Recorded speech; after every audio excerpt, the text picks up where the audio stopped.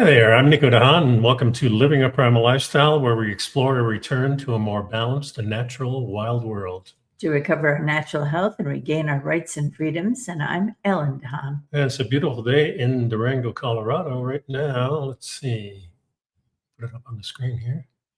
It is 77 degrees, a high of 84 today, so it's gonna be warm, and a low of 58. It's been relatively cool. And the humidity is down. Of course, this is prime wildfire weather. So yeah, true enough. We're keeping an eye on that. Yeah, that's for sure. Please subscribe to our channels, YouTube channel, and what's the other one? Odysee. Odysee, yeah, that's it. And hit the subscribe button and the like button. It's been a while since. And hit notifications too, because you hit that bell, because you want to, because we don't publish every week. So when we do, you want to know about it. So you want to be notified. It's been about 6 weeks, I think. We've been busy. It's springtime, time to clean up the yard, a lot of things going on. And we took vacation. We had a celebration in Oregon for my great niece's graduation from high school. Yeah, and we took a nice, about a week-long drive through. We went through 2 national parks. Yeah, and we went through Utah, through we took 95, which was a very scenic ride through the Canyonlands. Oh, it's gorgeous. Through the Canyonlands National Park. I never saw anything like that. That was just spectacular. And then we went through Nevada, Highway 50, which is also scenic, a little more desolate.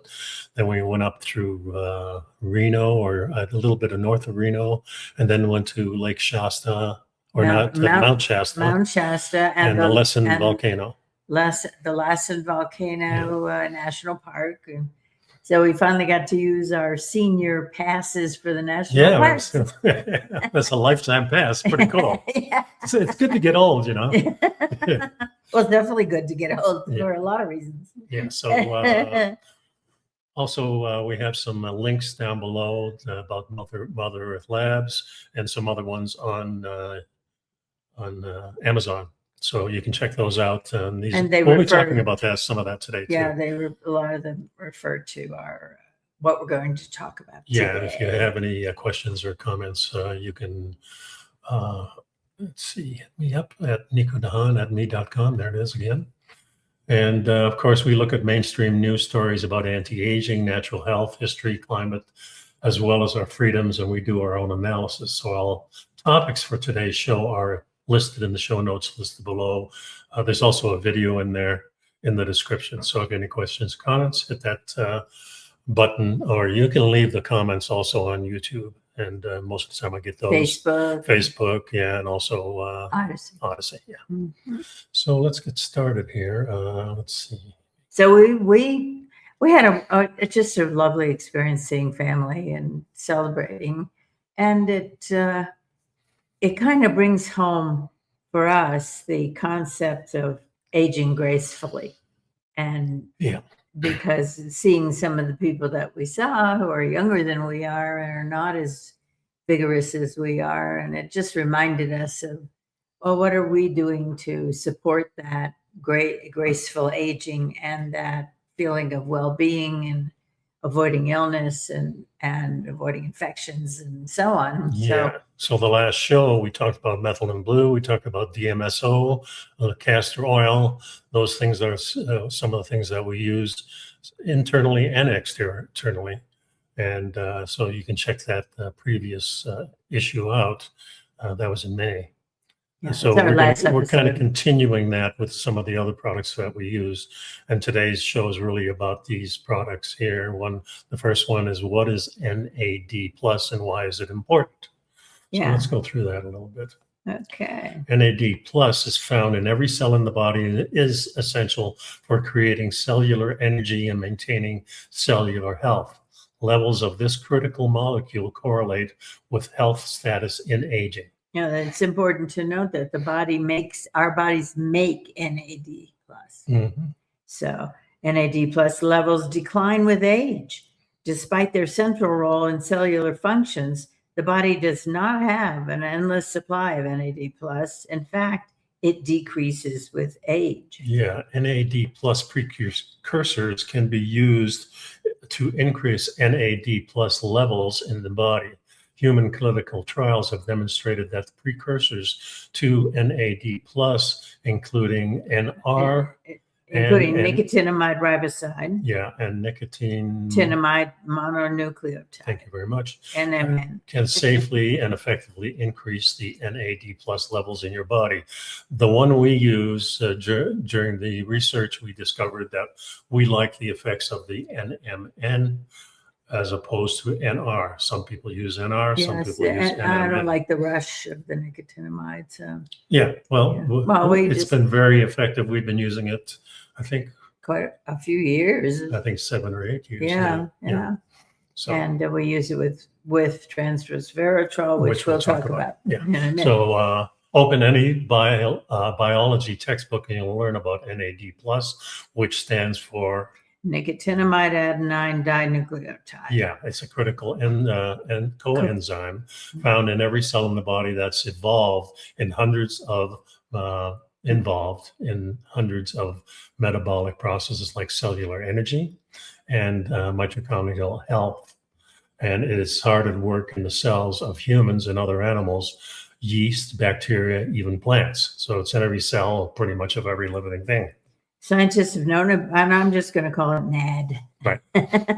Scientists have known about NAD plus since it was first discovered in 1906. And our understanding of its importance has continued to evolve. For example, the NAD plus precursor niacin played a role in mitigating pellagra, which was a fatal disease that plagued the American South in the 1900s. Scientists at the time identified that milk and yeast, which both contain NAD plus precursors, alleviated the symptoms. Over time, scientists have identified several NAD plus precursors, including nicotinic acid, nicotinamide, and nicotinamide riboside, among others, which make use of natural pathways that lead to NAD plus. Think of NAD plus precursors as different routes you can take to get to the same destination. All the pathways get you to the same place, but by different modes of transportation. Now, recently, NAD plus has become a prized molecule in scientific research because of its central role in biological functions. The scientific community has been researching how NAD plus relates to notable benefits in animals that to continue to inspire researchers to translate these findings to humans. So exactly how does NAD play such an important role? In short, it's a coenzyme or helper molecule binding to other enzymes to help cause reactions on the molecular level. But the body does not have an endless supply of NAD+. In fact, it, as we mentioned before, it actually declines with age. The history of NAD+ research and its recent establishment in the scientific community has opened the floodgates for scientists to investigate maintaining NAD+ levels and getting more NAD+. And there's a nice little chart. Yeah, and there's a little bit of history on here, which we're going to skim over. You can read on your own. And we go to the nuance of the NAD+. Nuance. Our current understanding of the importance of NAD+ really began in the 1960s using nuclear extracts from hen liver. French scientists identified a process called poly-ADP ribosylation, where NAD+ is broken down into two compound parts, one of which is nicotinamide, which should be easy to remember. My name is part of that. Nico. Yeah, so it gets recycled, while the other one is the ADP ribose meets up with a protein. The research formed foundation of the field of PARPs, or poly-ADP ribose. Polymerases, which is a group of proteins that rely on NAD+ to perform cellular functions. So the PARPs are similar to another group of proteins called sirtuins. Sirtuins. Yeah, in which they both only function in the presence of NAD+. Scientists often refer to sirtuins as guardians of the genome for their role in regulating cellular homeostasis. Homeostasis involves keeping the cell in balance. Sirtuins are a group of proteins that were first discovered in 1970s, but their dependence on NAD+ was not realized until the 1990s. Okay, next and without NAD+, SIR2 does nothing.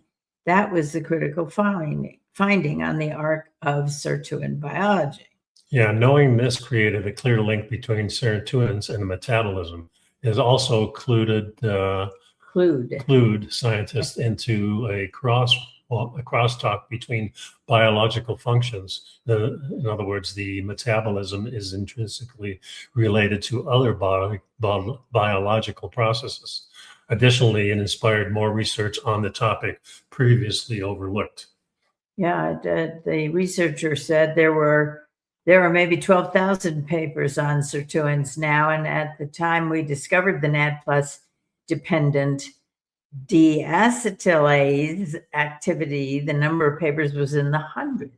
Yeah, humans got NAD+ from their diet by way of foods made up of amino acids that are also precursors to NAD+. However, NR is highly effective precursor to NAD+. If NAD+ precursors are different, which are different routes you can take to the destination, NR is often thought to be the best available. We concluded actually that NMN was which converts to the NAD+, it converts to NR, and that's a better route for us. So you can do your own research on and that. Several clinical trials support the use of NR and NMN. And a Japanese study published in Frontiers in Nutrition found that giving adults 250 milligrams of NMN per day increased their levels of NAD+ by approximately 40%. The outcomes were safely achieved, no adverse effects, and were maintained for the duration of the trials, which was 8 weeks for basis and 12 weeks for NMN. But you do have to keep taking the MN, and because the study showed that after it was discontinued, the NAD+ levels returned to their pre-supplementation level. Yeah, and actually, when we started taking these things, we kind of took different amounts. Yeah, we started at like I think we started at 500. After a few months, I kind of upped it to 1,000 at the advice of some researchers. And you were Dr. taking, Sinclair, was yeah, it? Dr. David Sinclair, and he was taking 1,000, and that's what I decided. I said, if Yeah, he's going to take and I take 750. You said. Yeah, 750. Yeah. And then the same thing with the transveratol. Transveratol. Yeah. Mm-hmm. So I just wanted to mention it says exercise may help maintain NAD+ levels. A study published in Nature Aging examined metabolites in the muscle tissue from younger and older adults, finding that adults who exercised rigorously had NAD+ levels similar to those of young adults. This study specifically looked at muscle tissue, so there's still some work to be done to understand actually how exercise affects your systemic NAD+ levels. Yeah. So but NAD+ is just very critical. It's in every cell in our bodies, and so where we were after is, and it has to do with aging, and it decreases with age. Just to summarize everything, and if you don't have sufficient levels of NAD+, it leads to senescence of cells, death of cells. so it causes more wrinkles, and you start showing signs of aging. And also, I've really noticed a difference in the functional level of my body. What I'm able to do now at the age of almost 82 is very similar to how I felt in my 40s. Right. So yeah, and I actually do well. I think it's because of the exercise that I do in jiu-jitsu. That certainly helps. Well, you stay active, and you stay flexible. Yeah, and those two are the and stay keys. In the sun a lot. In the morning sun, I take walks and ground ourselves standing on the ground. So there's a lot of things involved, but these are really a help. The next article is called "The Science Behind NMN." And Okay. so And we'll so go what into we that. got here is And this is kind of a summary. I just wanted to give you a little bit more information. There's also a video at the end of our notes that talks about this whole thing we're talking about, maybe a little bit more in depth by a doctor who's been doing the research for many years. So I wanted to give you that. It's very interesting. And it also, for those of you who don't really want to sit down and read all these pages, it's a nice video. It's 72 minutes, I believe. Yeah. And but it really covers everything nicely, and you can listen and absorb that way. Okay, so again, this kind of revisits a little bit. So we'll just go through it again. Across the kingdom of life, an increase in intracellular levels of NAD+ triggers shifts that enhance survival, including boosting energy production and upregulating cellular repair. In fact, the slow process of aging has been described as a cascade of robustness breakdown triggered by a decrease in systemic NAD+ biosynthesis and the resultant functional defects in susceptible organs and tissues. In other words, your body starts to age. Yeah, it's kind of like you see wrinkles, you see the changes in the outer regions because that's visual, but you don't know what's happening to your organ. Yeah, the same kind of thing is really happening to every cell in your body. Yeah, aging is marked by epigenetic shifts, genomic instability, altered nutrient sensing ability, telomere attrition, and those telomeres are the little attachments to your genes that when you start out as a baby are quite long, and little by little they're used up, and they get shorter, and your telomeres get shorter, and as they get shorter, you age. Right. And mitochondrial dysfunction, cellular senescence, again, death of the cells, stem cell exhaustion, and dysregulated intercellular communication. Yeah, by middle age, your NAD+ levels have plummeted to half that of your youth. They really say it starts at about in your 30s. In your 30s, yeah. So numerous studies have demonstrated that boosting these levels increase insulin sensitivity, reverses mitochondrial dysfunction, and extends the lifespan. NAD+ levels can be increased by activating enzymes that stimulate synthesis of NAD+ by inhibiting the enzyme CD38 that degrades NAD+, and by supplementing with NAD precursors. So we talked about those including precursors. The NR and the NMN. Yeah, a conceptual framework called NAD World, formulated over the last decade by the developmental biologist at the Washington University School of Medicine. Yeah, and as a he critical, he suggests that MNN. Go ahead. Yeah, he suggests that it's a critical systemic signaling molecule that maintains biological robustness of the communication network. Taken orally, NMN is rapidly absorbed and converted to NAD+.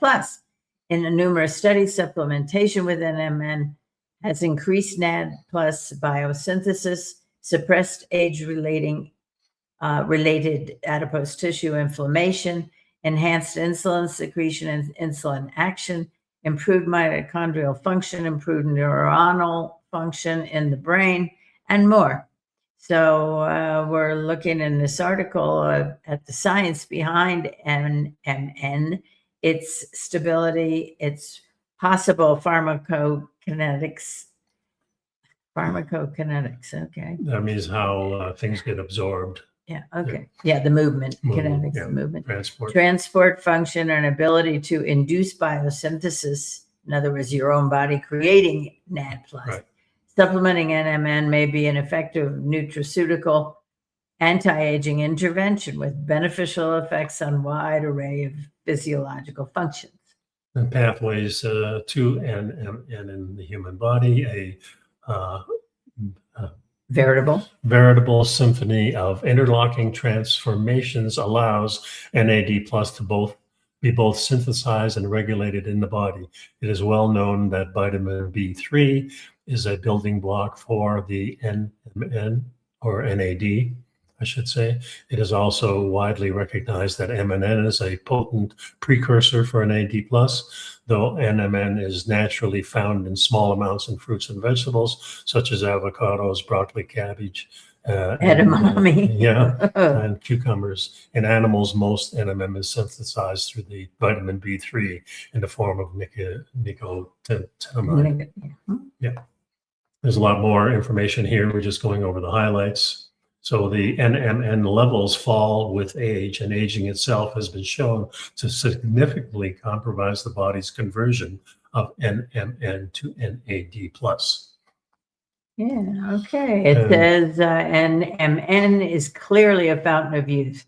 But what about, they did quite a lot of studies with mice, and it had with very, very good results in all kinds of areas like immunity and aging and so on. And it says, what about humans? And the researcher has said that NMN may improve adult human metabolism, rendering it more like that of someone 10 or 20 years younger. And we mentioned Dr. David Sinclair. His team is now studying NMN in humans, and he's at Harvard University's noted anti-aging researcher whose research on resveratrol, NAD+, and sirtuins is world-renowned. He's also conducting human trials. He is taking NMN himself, and he has said his lipid profile has improved dramatically, and he feels more energetic, and that his blood markers at nearly 60 years old are close to those of a 31. Yeah. And I think that's it for this. Yeah, so it's NMN is quite a, NAD is so important, and NMN clearly is a precursor so that it helps your body and supports your body in making it for itself. Yeah. So they mentioned in that article about the DC38. CD38. So we have an article. Yes, so we have an article. If you're interested in the longevity world for a while, you've likely got the main acronyms down by now, from NAD to NR to NMN. However, the less talked about molecule also involved in healthy aging is the CD38, which is an enzyme that depletes NAD+ stores when elevated. Yeah, there was when CD38 is elevated. Yeah, and the way I understood this, just from my own perspective, is that the CD38 is around every cell in your body, and it decides what to let in and what to keep out. Well, and with our modern lifestyle and our changes in diet over the centuries, this has become bombarded with things that normally, if you think about the chemicals in the air, the chemicals in the water, the chemicals in the soil, hence in our food, then we're getting bombarded with things that this molecule has to kind of guard against. Well, and because it becomes overworked, now we're letting stuff in our cells. Well, it attacks something, and it opens the door that shouldn't be open. Exactly. Yeah. So that's my own. Yeah. So version. It says, just to reiterate here, it's a molecule that can act as an enzyme or a receptor, primarily involved with immune functioning, cellular signaling, and energy metabolism. It is most often found on the surface of immune cells. That's your T cells, your B cells, and the natural killer cells that attack anything that's not supposed to be in there. Yeah. But they've also been but it has also been detected inside cells, such as the mitochondria. Yeah, so the role of CD38 are wide-reaching, including modulating immune cell differentiation, regulating cell recruitment, and promoting the release of pro-inflammatory compounds called cytokines during immune responses. Due to this activity with immune activation, CD38 is often used as a biomarker for studying immunity. Yeah, so again, it releases pro-inflammatory compounds. So another enzymatic role of CD38 is its ability to convert NAD, which is, again, just to remind you, nicotinamide adenine dinucleotide, into a molecule called cyclic ADP ribose. And we need that molecule to regulate calcium signaling, which is a crucial component of cell division, neurotransmitter release, muscle contraction, and more. Yeah. So CD38 and NAD, what's the link? NAD is the vital coenzyme needed by all human cells for energy metabolism, DNA repair, cellular survival, and much more. So CD38 is a major consumer of NAD plus in mammals, yeah, making it a NAD depleting right. enzyme. This is because CD38 needs NAD plus for many cellular processes it plays a role in, meaning the NAD plus gets depleted when CD38 is more active. Yeah, so if you've been being bombarded by all these insults that our body is trying to get rid of, you can see how NAD gets, well, how CD38 gets more active. Yeah, and which helps deplete the right. NAD plus, right? Yeah, and it says that the cellular processes are normal, but overexpression or hyperactivity of CD38 can drain those NAD plus levels, which are already depleted with age. And studies show that NAD plus could drop as much as 65% between the ages of 30 and 70. Yeah. I think that's in our modern lifestyle for sure. Yeah. So low NAD plus levels are implicated in cellular age-related disorders and excess DC38 activity. CD. So CD, yeah, with age can be one cause of this decline. Research has shown that CD38 is required for age-related loss of NAD plus and mitochondrial dysfunction, two essential functions of accelerated aging.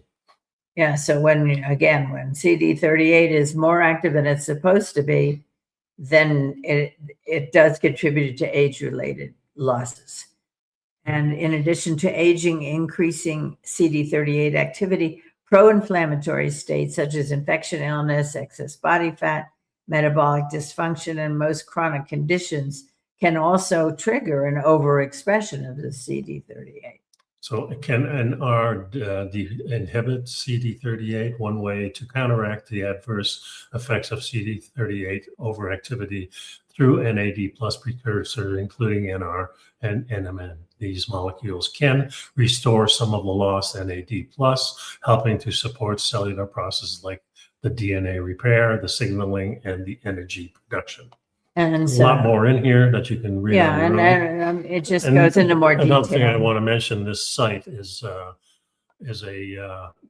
product information for NR. Oh, is it? Yeah. It's yeah, I've done the research. Yeah, I understand. Yeah.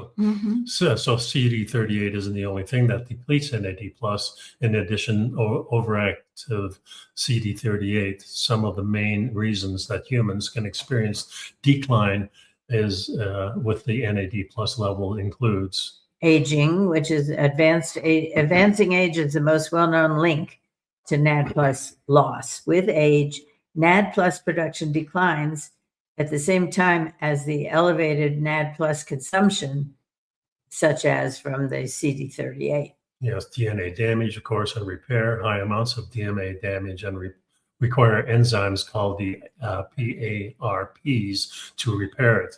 These are also NAD plus consuming enzymes, further depleting the NAD plus stores. We accumulate more DNA damage with age, UV radiation, smoking, environmental toxin exposure, oxidant stress, requiring more of this to make repairs. An impaired mitochondrial function, mitochondrial health and NAD plus stores are like a vicious circle in that reduced NAD plus leads to impaired mitochondrial function, which further lowers the NAD plus levels. That's kind of a vicious cycle. Yeah.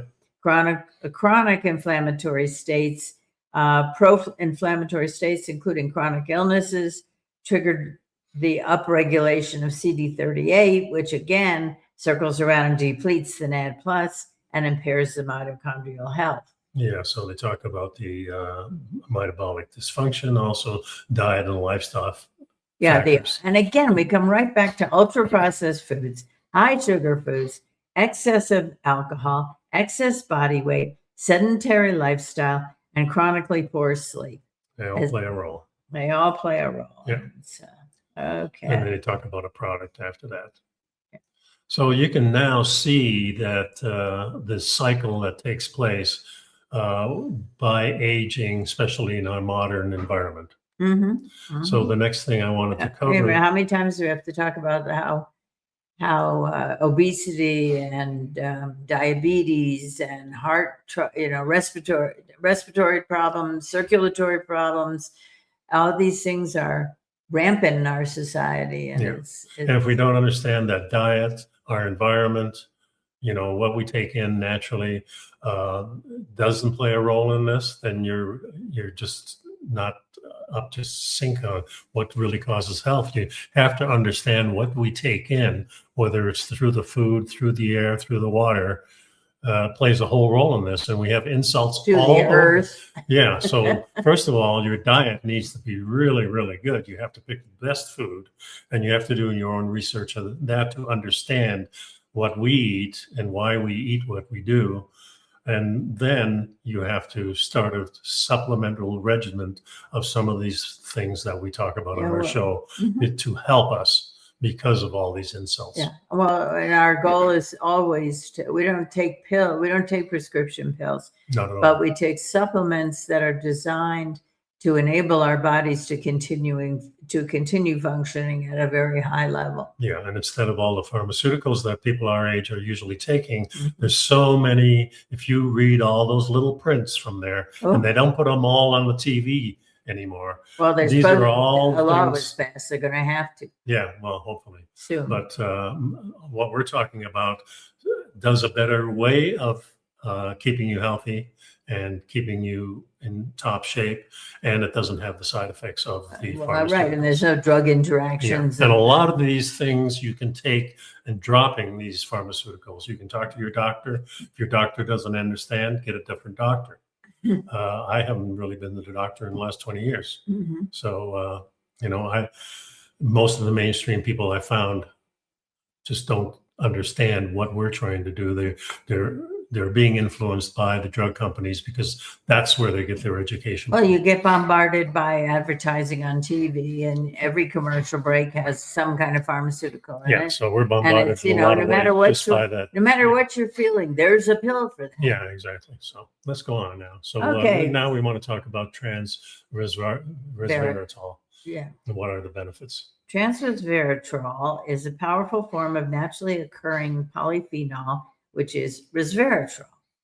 It plays an essential role in plant defects, protecting against plant defense, protecting against pathogens and environmental stresses. Yeah, this is found primarily in the skins of grapes, berries, and plants like Japanese knotweed.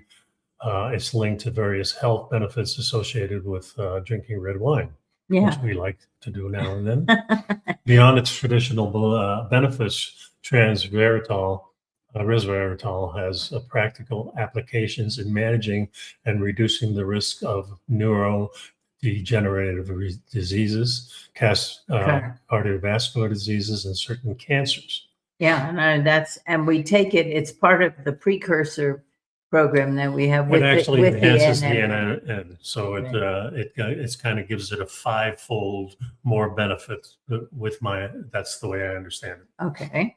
Resveratrol is the active bioavailable form of resveratrol, a polyphenol known for its antioxidative and anti-inflammatory properties. As a phytoalexin, resveratrol acts as a critical defense substance in plants produced in response to stress, infection, or fungal attack. It works as both a survival mechanism for plants and a source of significant health benefits for humans. Yeah, so it's really found in the skins of red grapes, different types of berries like blueberries, raspberries, and knotweed, Japanese knotweed. The benefit of this starts with the antioxidant capability, but it's increasingly recognized for its potential to improve heart health, enhance neurological resilience, and reduce the risk of some chronic diseases. Chronic disease. Chronic, yeah. That's newspaper, right? No, it's okay. overview of polyphenols. Yeah, I just wanted to go over just some of these things, starting with this. It comes with a wide array of preventative and therapeutic benefits. So the first benefit they mention is neurodegenerative diseases. So resveratrol protects against disorders such as Parkinson's, Alzheimer's, and Huntington's by modulating degenerative pathways, protecting the neurons, and inhibiting the toxic effects of beta amyloid protein. Also, cardiovascular health. It enhances heart function and reduces inflammation and lowers blood pressure. Cancer prevention, neutralizes free radicals, inhibits tumor growth, particularly in cancers like colon, prostate, and breast cancer. Cholesterol management, blocks the cholesterol oxidation, reducing the LDL levels and lowering cardiovascular risk. Diabetes management, resveratrol protects beta cells from glucose toxicity and improves glycemic control. It also obesity controlling, increases fat oxidation, including lipogenesis, and boosts energy expenditure, adding weight It reduces lipogenesis. Yeah, excuse me. Yeah. And adding weight loss and maintenance. Yeah, aiding, yeah. And the benefits show that regular consumption of resveratrol plays a vital role in preventing and managing chronic diseases, which makes it a key component of preventative health strategies. Yeah. So we mentioned the video. Wait, there was more on this article. Oh, okay. Go ahead. I just wanted to mention this. Okay, go ahead. Here. It's a very, very comprehensive Video on YouTube. Mm-hmm. And I think it's Nadaline Nidem, I think is her name. And she has a podcast that we listen to often, and especially when she brings information like this. She has great guests. Yeah, she has some really good guests, and she's trying to discover, just like we do, about what the heck is going on, why are we having risks and things like that. So let's get back to the article here. Yeah, resveratrol and longer life, and it says that resveratrol can mimic the effects of caloric restriction. So by activating biological pathways similar to those triggered by dietary restriction, resveratrol promotes the body's mechanisms for longevity, offering a practical way to enhance health and potentially increase lifespan without significant dietary alterations. Now that, doesn't mean you can go to McDonald's every day. Right. Yeah. You still have to be eating sensibly and local sourcing and all the good things. Yeah, and the difference between resveratrol and just the plain stuff is there's two forms of the same compound, but they differ significantly in their stability and their effectiveness. Resveratrol is the more bioactive form, meaning it's better absorbed and utilized by the body. This is primarily due to its chemical structure, which allows it to be more stable under various physiological conditions. Yeah, in contrast, resveratrol can exist in both trans and cis forms, with the cis form being less stable and less effective. Yeah, I think that's pretty much. Oh, there's a little bit more. And then there's a question: why should you take supplements? And it says, while resveratrol is naturally found in foods like grapes, blueberries, and particularly in Japanese knotweed, achieving the therapeutic doses required for significant health benefits through diet alone is too challenging. This is where high-dose supplements become essential. Yeah, so these supplements offer concentrated form of this potential potent polyphenol. Yeah, and I think that's all we highlighted in here. Some references, so you can check that out. There's more information in this article. You can read it for yourself. Yeah, and I just wanted to show that some of the links we have talk about NMN. This is the one we use. Yeah, it just happens to be the and one. There's a link below to this, and also I think I can scroll up. It talks about the resveratrol also on Amazon, and there's a lot of things that we take that are on there, so you can check that part of it out. But that's pretty much what we're talking about. Yeah. Yeah. And, we're not doctors, and we're reporting on what has worked for us. Yeah, and what we've learned from watching people discuss these compounds for the last Yeah, well, we do quite a bit of research. we've been doing this show since 2006 to 2007, maybe something like that. So as long as I've been doing jiu-jitsu, we've been doing it. So it's almost about 20 years. We've been Oh, the deer walking by on the street. Wonderful. Anyway, that's it. Pretty much. I've got a call coming in, so I guess we have to go. Well. Anyway, thanks a lot for sticking around. We appreciate it. And so I guess we'll see you next time. Yeah. Be well, be safe. Bye-bye now.